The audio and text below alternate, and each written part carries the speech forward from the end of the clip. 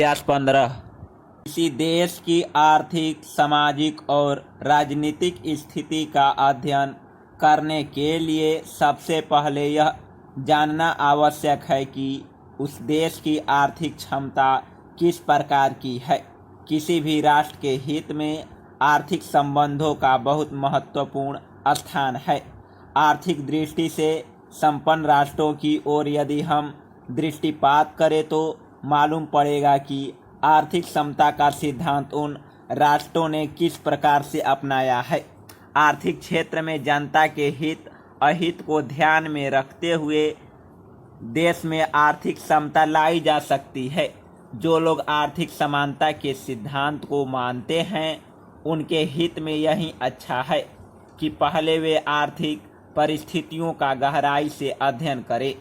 अभी तक संसार में आर्थिक रिक्तियां सिर्फ उन लोगों के माध्यम से नहीं हुई है जिनके हाथ में आर्थिक सत्ता रही है, बल्कि आर्थिक सत्ता जिनके हाथ में नहीं रही है उन्होंने ही आर्थिक और सामाजिक क्रांति लाने में बहुत महत्वपूर्ण योग दिया। हम यह भी मानते हैं कि आर्थिक प्रगति के लिए दूसरे देशों से आर्थिक सहायता लेना आवश्यक हो सकता है, लेकिन यह सिद्धांत सब देशों पर लागू नहीं होता है।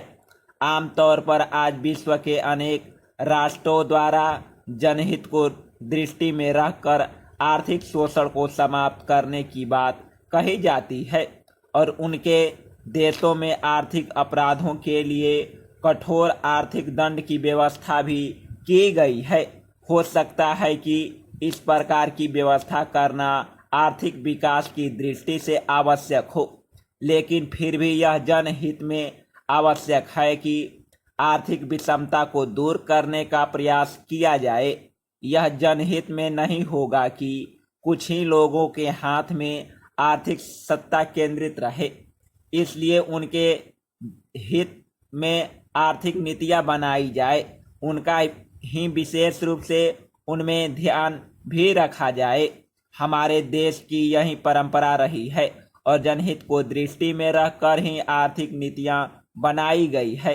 यदि हम अपनी पंचवर्षीय योजनाओं की ओर दृष्टिपात करें तो हमें पता चलेगा कि जनहित को ध्यान में रखते हुए ही उनका निर्माण किया गया।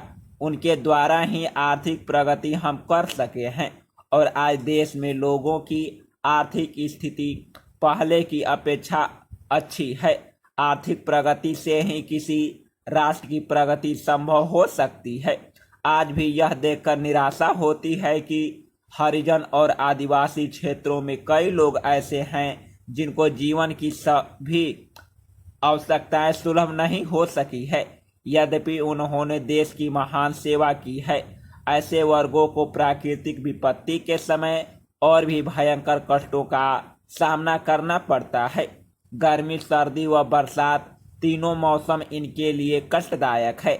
गर्मी में घरों में बिजली के अभाव में भयंकर गर्मी का सामना करना पड़ता है। सर्दी में कपड़े न होने से ठंडे से मरते हैं। बरसात के दिनों में घरों के अंदर पानी भर जाने या बाढ़ में बह जाने से जान माल दोनों की क्षति उठानी पड़ती है।